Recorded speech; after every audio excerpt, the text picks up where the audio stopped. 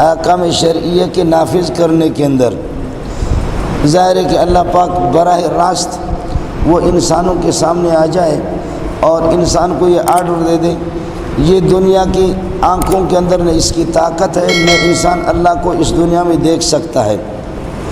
آپ سورج کو بھی نہیں دیکھ سکتے، سورج کی جب شدید گرمی ہوتی ہے آپ اپنی نگاہیں اٹھائیں تو آپ کا عقل بھی کام چھوڑ دیتی ہے اور نگاہ اور آنکھیں بھی کام چھوڑ دیتی ہے۔ سورج کو نصف نہار میں اس ٹائم پہ اب جب کہ 1 بج رہا ہے، آپ جب سخت قسم کی گرمی ہو، سورج کی روشنی ہو، اس روشنی کو آپ دیکھ نہیں سکتے ہیں۔ انسان کی آنکھوں میں اللہ کی جو ایک مخلوق ہے سورج ہے، اس کو دیکھنے کی طاقت بھی نہیں ہے۔ انسان اللہ کو وہ براہ راست دنیا کی ان آنکھوں میں نہیں دیکھ سکتا۔ دنیا کی ہر چیز کمزور ہے، انسان خود کمزور ہے، اور انسان کی جو غذائیں ہیں اور انسان کی جو عمر ہے، انسان کا جثہ ہے، انسان کا بدن ہے اور انسان کی جو طاقتیں وہ محدود ہیں۔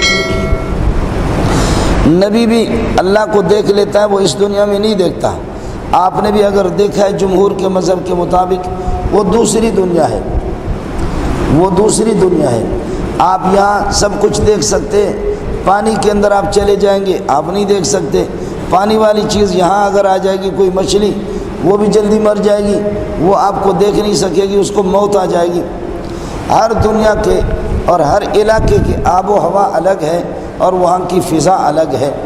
حضرت اقدس صلی اللہ علیہ وسلم نے اگر اللہ کو دیکھا ہے تو وہ بھی اس دنیا کی آنکھوں سے نہیں دیکھا ہے، وہ ماوراء الافلاک آسمانوں کو پار کر کے عرش پہ تشریف لے گئے تو وہ اللہ کو دیکھا ہے۔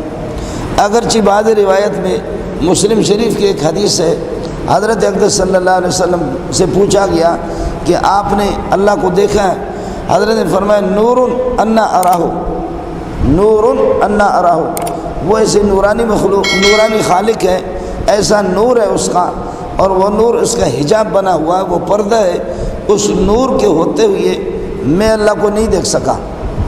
یہ روایت آ جاتی ہے، لیکن تاہم جمہور کا مسلک یہی ہے کہ حضرت اقدس صلی اللہ علیہ وسلم وہ اللہ سے قریب ہو گئے اور اللہ نے اپنی زیارت کرائی ہے۔